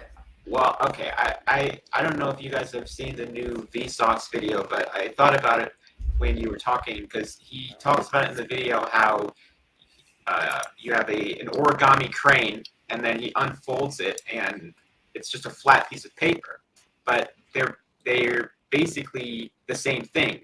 They're sharing the properties with each other, and I forget the term he used, but it was pretty much the same thing as what you were saying. Sorry. So there's this origami. I might have zoned out. Can you repeat yourself? That was my bad. Okay. It's a folded up origami crane, and then he just unfolds it to a normal flat piece of paper. But you can say that the regular piece of paper and the crane they're distinct like objects, but they're the same thing. Like they're both. You think they're co-referring? Yeah. I would think that would. See, I'm not. I think let's say they are. AJ, you're breaking up a little bit for some reason, and also, do you have a link to that video? Yeah. Okay. I was wondering if he was breaking up on just my end or no, nobody everybody said anything. So I was like, okay, I'm just gonna. He's all of a sudden getting really scratchy, and it's kind of hard to follow. We got about 10 minutes left, guys. Boo. Yeah, I mean so let's just say, I mean, I wouldn't want to say that the sheet of paper an unfolded sheet of paper is the same thing as the crane, but let's say that it is. The point is that if you tear up the crane, you tear up the paper. If you tear up the paper, you tear up the crane. All right. The thing is, when you're dealing with selection, you're dealing with it at the allele or genetic level, and you're going to have because of recombination and the way it works, you're going to drag things with it. It's very difficult to say that this thing is selected for, and that isn't quite how we use natural selection. Like if I were to model some sort of a population and some sort of a set of genes that has some variation within it, I would necessarily have to have something that filtered, basically that applied a relative fitness to each individual in order to create that model. And that is what we mean by natural selection. Wait, do you think, look, I'm just going to ask you, do you think that natural selection enters the causal history of... I need a link, AJ. I put a link in the private chat, but I'm just going to play this real quick if that's okay. It's not very long. That's fine. Okay. We all know 2 minus 1 is 2. There are two things here. There's an origami crane and a piece of paper. I'm just kidding, of course. There's just one thing. The crane and the paper are the same. But watch this.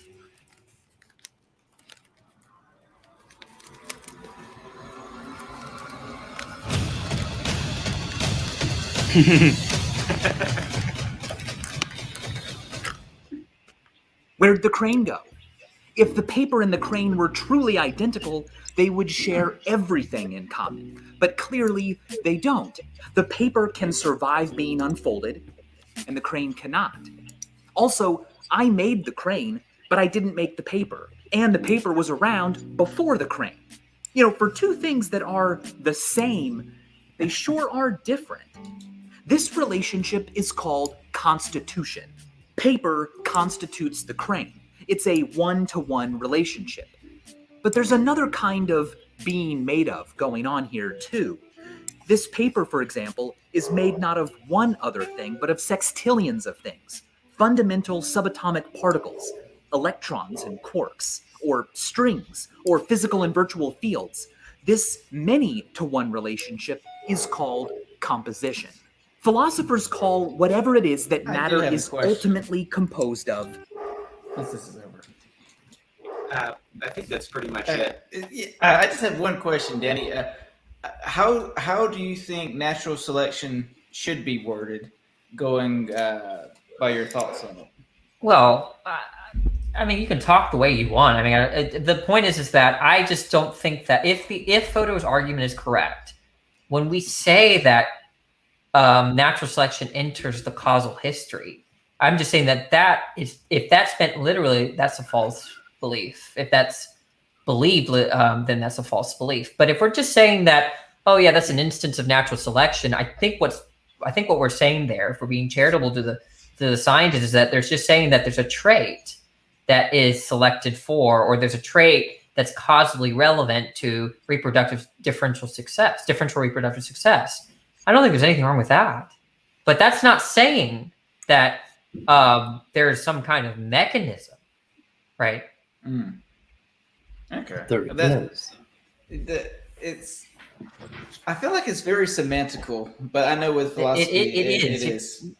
Yeah, no, I agree. I wanted to preface that I think that the theorists, the biologists in the field, are way smarter than this theory. The way they're making predictions is not utilizing a theory or a mechanism that a unified kind of set of truths about selection, right? They're not doing that, right? They're going out into the environments. They're studying the organisms, and they're learning about these ecologies and these traits and these variables and these alleles or whatever, and then they're putting together really good pictures of what's going on and what has happened, right? No, okay, that's happening on one end of it, but on the other end of it, where they're doing population modeling and genetics, okay? That's all based on what I just said. Okay, but there's two different ends of it, okay? That's modeling, and that's population genetics, and that absolutely requires some sort of selection filter. No one's disputing that there's selection. Okay. So who is saying what you're pushing back against? Almost every biology textbook almost every biology textbook I've read, including college level. Yeah, I pulled up the textbook that Dr. Dan uses for his courses, and it touts first of all, the definition of natural selection there is quite weak. And second of all, it touts it as a mechanism, which is mechanisms are causal mechanisms. So do you want me to pull out that book that he utilizes for his courses? Sure. Okay. We got about 5 minutes. Well, is it of a causal mechanism? What title would you be comfortable with as to natural selection? As a general principle, or? No, it's saying that it's fine to say that. I mean, it's just so hard to say it without being tautological. But if someone asks you, if someone were to be a theist and say, "Hey, we're here because of God's intentions," and I think you could just say that, well, I think a lot of our traits are here because of some environmental naturalistic explanation. To me, that's what natural selection is. At least when you're talking about generations and inheritable traits. That's interesting. You say it that way. Would you therefore grant that? Let's just strawman it even more, shall we say? Would you say that you could say that we're here because of some natural selection intention? Would you? No. Would that agree? I wouldn't say that. Yeah. Okay. I'm trying to strawman it to the point where isn't this what Fodor is pointing out? Is the language that we're using is intentional when it comes to natural selection? With an S or a T? With a T. Oh, no. No, he's not saying that at all. Okay. I'm saying that I also made a mistake the first time when I came across the argument that the intentional and intentional. It is I'm not, yeah. I'm not trying to make that mistake. I'm just trying to clarify that when he's saying it's selected for, and he says it's always the case that these ride-along traits are connected. He's not saying that. He's not saying that. Isn't he?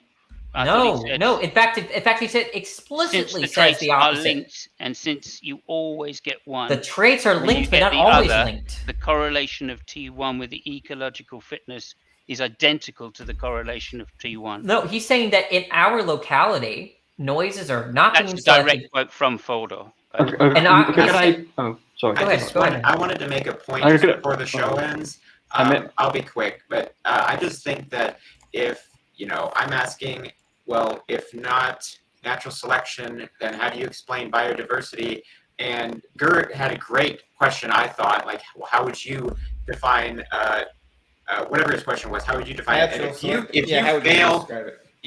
if you fail to come up with a simple and easy to understand, or at least come up with some sort of definition, I think you're the one who has a weak definition and not the textbook. Look, I'm saying that when you ask why are we here, why do we have the traits that we have, right?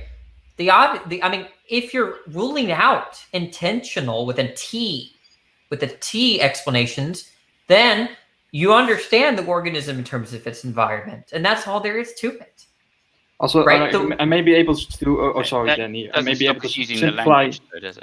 I may be able to simplify this issue. Like, let's say we have a whole category of things that are traits that are selected for, and another category, the negation, all things that are not selected for. So what Fodor is saying is that in order for natural selection to be a causal mechanism, there must be something universally shared between all the things that are selected for, but not shared by the things that are not selected for. If I understand it, right? Or am I mistaken, Danny? I zoned out because I trusted you. I trusted because we talked yesterday, and I trusted you understood me, and so I was just like, he's gonna. Yeah, I was like, I'm saying like we have. I'm assuming that you were saying the right thing. I'm just checking if I'm understand correctly. Like there are two categories. There are all the traits that are selected for, and the negation, all traits that are selected against. What Fodor is saying. And there's also the selection of. Is that? Can you cancel that login thing, Danny, so I can see the whole screen? To simplify it, I have A and not A. Like group A is selected for, and group not A is. Oh, that's not the form of A and not A. That's actually I take that to be A and B, A or B, because there's C, so just selection of. Right. So if you want to consider it in terms of three possibilities, either that a trait is being selected for because that trait is conducive to fitness, either that it's also it's a trichotomy. It's either that trait has the property of being causally relevant to opposite of fitness, or there's a trait that doesn't have an impact on fitness at all, and that's selection of. Okay, let's say we have three categories. Then selected for, selected against, and selected off. But then according to Fodor, in order for natural selection to be a causal explanation, you have to have something universally or uniquely universal about the selection for, and not present in the other categories, if I understand it correctly. Well, I think if I draw it, I think you're right. I think if I draw it, it'd be more clear. Go ahead, Speed. All right. Do you want to continue this tomorrow? I have that interview with Nicholson he postponed it till 5. Wait a minute, I thought it was on the 27th. Oh, it's tomorrow. It's tomorrow. Really? That's the 24th. At 5 o'clock, I think. Let me check. I think because I always get confused with time zones. Danny is a liar. Mm-hmm. Liar. I've still also seen it on your channel. I think it's also tomorrow. Yes. But, yes, for learning objectives as a basic introduction to this thing, I see no problem with that statement. I would like to know what you would replace natural selection with. I'm saying that if natural selection is intentional with an S, not a T, No, I'm asking you how you would rewrite this basic introduction to the issue. I really only have an argument against natural selection. I'm not prepared to. Well, that means that you would replace the phrase, the two words natural selection with something else. Not even, right? We're not write anything, right? I mean, the point is that I'm not prepared to tell you, and there could be a very good, adequate answer to your question. All I am to do is, all I could do is I'm prepared to argue that natural selection is not a mechanism because it can't be causal since it's intentional. But it is causal. Right, but then you're going to have to reply to the intentional problem, like Atheist Jr. was trying to do. At least he was trying to. Okay, it's causal in that if there is something about the entire phenotype of an organism, okay, in a population with variation, where one particular group of individuals with a certain phenotype outproduce another, you will end up with that phenotype that's expanding in the population. I think you uttered a tautology there. It's not a tautology at all. It's a very if they overproduce, then by definition they're going to because it doesn't immediately overtake the population. Sometimes it can take 1 million years to overtake the population. Okay, there's all sorts of it depends on the phenotype. It depends on the mechanism that goes from the genotype to the phenotype. Now that's a big subject. The other subject is what environment it's in. Do you take causation to be extensional or intentional? You're not replying to the argument. Do you take causation to be intentional or extensional? Causation is a difficult topic that I'm not willing to get. Okay, but I'm making the claim. The argument centers around causation being extensional. So if you're not ready to make a claim there, you can't reply to the argument until you think about that. Okay, causation would be, it's impossible to say A causes B, and unless you're modeling, okay, if you're modeling, you're going to end up with something like A causes B most of the time, okay? But there are all sorts of fringe cases. So if you want to talk about causation, okay, is it extensional? It's extensional. Okay, it's extensional, which means that if A causes B and there's a co-referring term for B, you can substitute it and preserve truth value. That's what it means to say that causation is extensional. Where is the co-referring term? For B? Yeah. Well, I mean, I'm using variables, but if we use it in a context, the heart that pumps blood is identical to your heart that pumps blood. A co-referring term to that is a heart that makes noises. Okay, why would anybody ever use that ridiculous example? You agree do you agree that those are the same thing? Why would anybody ever get confused about that? Look, I'm just saying. Stick to the argument. Just stick to the argument, right? Oh, okay. No, it has nothing to do with hearts. Okay, let's talk about a gene. Okay, we got gene A. The heart example is very clear to me, right? Because you agree. Genes are what's clear. You're misunderstanding what population genetics is. You're just refusing to engage with the argument. No, I'm refusing your ridiculous examples. Wait, do you think that? Okay, now for the heart to pump blood, okay, it making a thump noise is basically part and parcel to the entire phenotype. That if you look at the entire phenotype, you're going to end up with something that basically survives in a certain manner. You can't separate one little piece of the phenotype. You can't say, "Oh, that's a claim." Why would anyone accept that? Okay, now the heart going thump is coextensional with me having little toes. Okay, are we going to confuse little toes with what's happening? Yeah, but the point is that if you cut off toes, you can still have noises, right? And you can talk about a counterfactual in that way. The reason why, let me get this straight with not just you, but the reason why Fodor uses this example, because it's extremely obvious that if for some reason your heart still pumped blood but made no noises, that wouldn't have an impact on your fitness or any future generations, at least in this locality. That's why he uses that example, because it's so blatantly obvious that the noises don't mean shit with respect to differential reproductive success. But it's not obvious, Danny. It's not obvious. Do you think that if your heart instead of just thump does thumpity thumpity thump, and then there was some other kind of if the pumping mechanism was still intact, just the way that it is now, do you think there would be a difference in the fitness? Yep, I do. There's always a difference in fitness when you're dealing with the entire phenotype. Okay. Wait, I'm not talking about it's craziness. That will be an interesting point to stop on, because if you look at the thump noise, it's pretty important in mammals. Okay, So it's a bad example. Can I go back to my like categories? Like you have category A selected for, category B selected against, and category C selected off, and then what I think that Fodor is saying, like in order for natural selection to be a causal mechanism, there would have to be something universal about the objects within category A, but it is not in category B or C.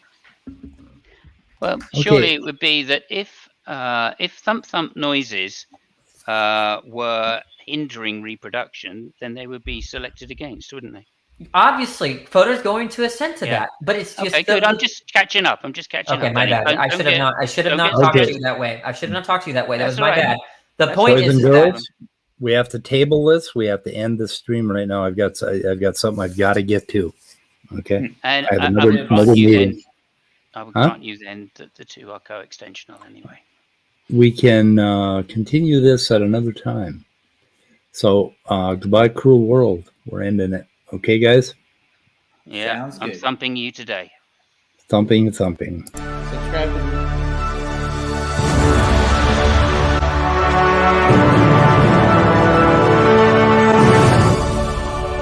Answers atheism.